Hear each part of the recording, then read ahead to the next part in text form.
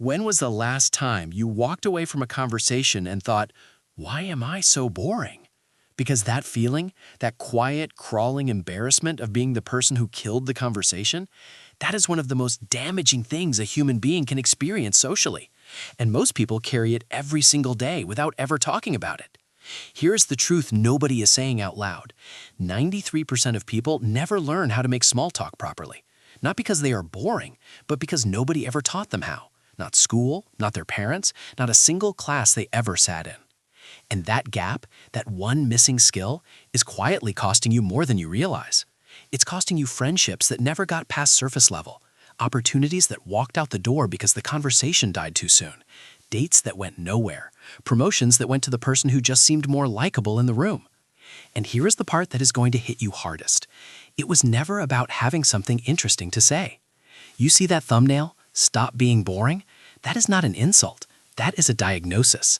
And the good news, boring in conversation is not a personality trait. It is a habit, a very specific, very fixable habit that most people do not even know they have. And right now, I am going to show you exactly what that habit is, why it is destroying your conversations before they even begin, and the psychology behind what people who are magnetically engaging actually do differently. Because once you see it, you cannot unsee it, and your conversations will never be the same again. But before we get into the psychology, I need you to stop for a second and be honest with yourself. Not with me, with yourself. Because I am going to ask you a few questions, and if more than 3 of these hit close to home, you need to watch this entire video, right now. Have you ever been standing next to someone at a party, a work event, a wedding, someone you should be talking to, and your brain just completely shut down? You opened your mouth and what came out was, "So, what do you do?" And the moment you said it, you already knew that was the wrong thing. Have you ever been on a first date, or a second one, and sat through one of those long, painful silences where both of you are staring at your drinks, pretending to think, and inside your head, you are screaming at yourself to say literally anything interesting, and nothing comes?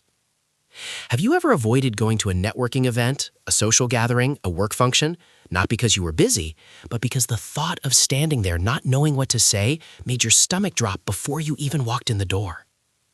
Here is one for the women watching.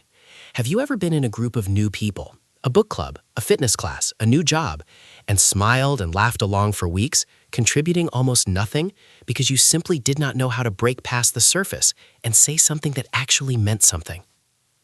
And for the men, have you ever been introduced to someone important, a potential client, a date's friends, your boss's boss, shook their hand, smiled, and then spent the next 10 minutes on the edge of the group saying almost nothing because you could not figure out how to get into the conversation naturally? Have you ever watched someone across the room, someone who is not louder than you, not funnier than you, not more attractive than you, effortlessly hold an entire group's attention, making everyone lean in and laugh and engage, and felt that specific, quiet, frustrated feeling of, how are they doing that?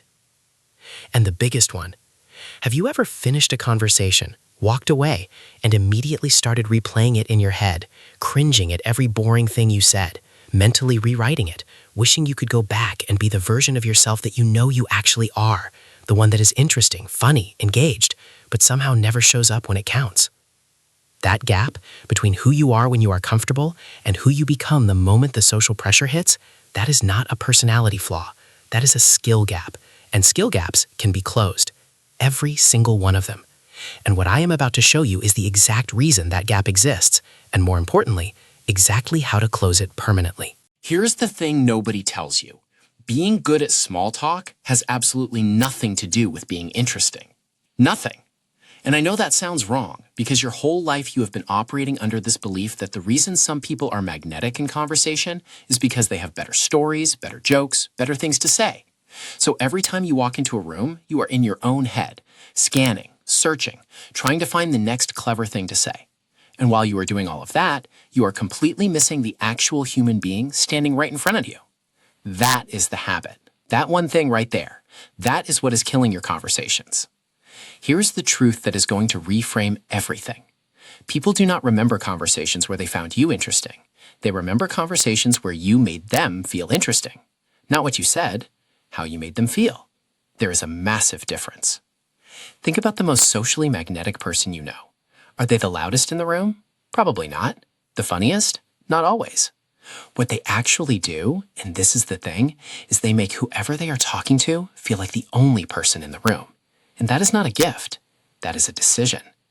Now here's why your conversations feel like pulling teeth. You are running them like an interview without realizing it. You ask a question, they answer. You ask another, they answer. Back and forth. And the whole time the other person is quietly feeling interrogated, feeling pressure to perform, feeling like they have to be interesting enough to justify the conversation. And when people feel that pressure, they shut down. They give you short answers. They look for an exit. And you walk away thinking you are bad at this. You are not bad at this. You are just using the wrong format. Confident people do not interview. They observe. And that single shift changes everything. But, and this is important, just knowing to observe is not enough, because most people try it and still get the polite smile and the silence. The difference is not whether you observe, it is what you do with what you notice, and that is exactly where we are going next. So here is the shift, and it is so simple it is almost annoying. Confident people in conversation are not thinking about what to say next. They are noticing things, specific things, about the person in front of them.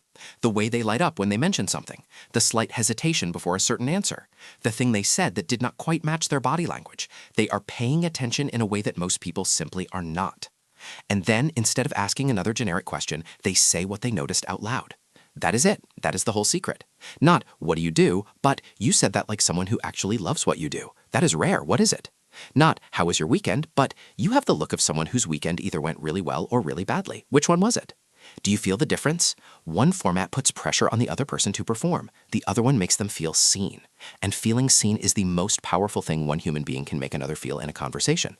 It is genuinely rare, and people will chase that feeling. They will open up, they will lean in, they will talk to you for an hour and walk away thinking you are one of the most interesting people they have ever met, and you barely even talked about yourself. That is not manipulation. That's just understanding how human beings actually work. Now, the reason most people can't do this, even when they know about it, is because they are too anxious about themselves to notice anyone else. They are so focused on how they are coming across, what their face is doing, whether the other person likes them, that their attention is completely turned inward, and you simply cannot notice someone else when all of your attention is pointed at yourself. So the real practice is not learning what to say, it's learning where to point your attention. Move it outward. Get genuinely curious about the person in front of you. Not performatively curious, actually curious. What is their life like? What are they not saying? What lights them up? The moment you do that, the right words come naturally, every single time. All right, here is the practical part, and I'm going to keep this simple because the best things always are. There are 3 things that separate an observation that opens a conversation from one that kills it dead. And once you know these 3 things, you will never run out of things to say again. Number 1, make it specific. Generic observations get generic responses. The moment you get specific, you signal that you are actually paying attention, and people respond to that instantly. Not nice shoes, but those look like shoes that have an actual story behind them. Not, you seem busy, but you have the energy of someone who has not sat down since 7 this morning. Specific, observational, human. Number 2, leave it open. The biggest mistake people make with observations is ending them like a statement, full stop, done, which gives the other person nowhere to go.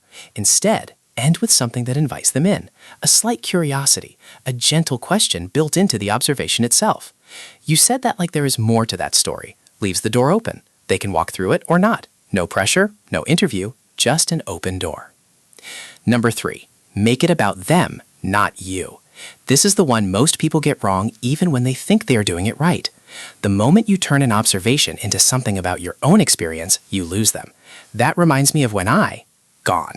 Stay on them. Stay curious about them. Your stories and your experiences can come later, once the connection is already there. First, make them feel like the most interesting thing in the room, because to you in that moment, they should be. That is it. 3 things. Specific, open, about them. Try it in your next conversation, just once. 1 observation. Specific, open, about them. And watch what happens to the energy in that conversation within 30 seconds. You will feel the difference immediately. And so will they. Look, you came into this video thinking you were just bad at small talk, that it was some personality thing, some fixed, unchangeable part of who you are. It is not. It never was. You were just never shown how, and now you have been. So the only thing left is to actually use it.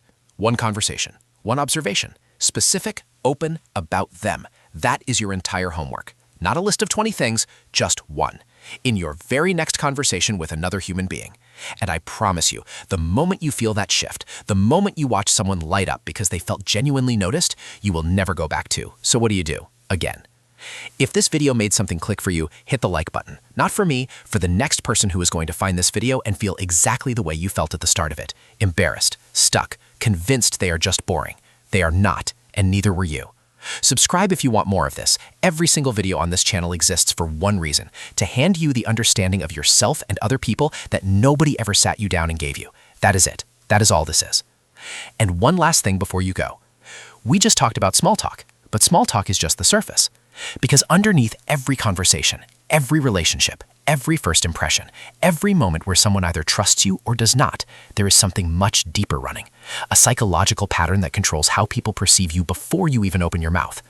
Most people have zero awareness of it, and the ones who do, they move through the world completely differently. That is the next video, and if this one resonated with you, that one is going to hit even harder. I'll see you there.